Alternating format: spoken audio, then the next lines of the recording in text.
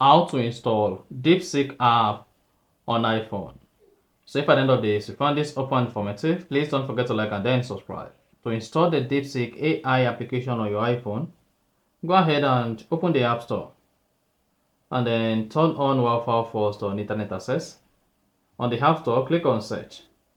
Go ahead and search for Deepseek. Then here you should see the Deepseek AI assistant. Click on it. Then click on the download button to download the Deepseek application.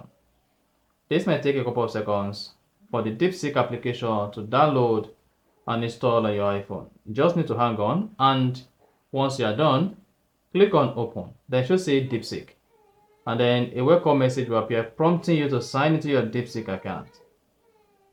And that's it. So that's exactly how to install Deepseek app on iPhone. If you found this open informative, please don't forget to like and then subscribe.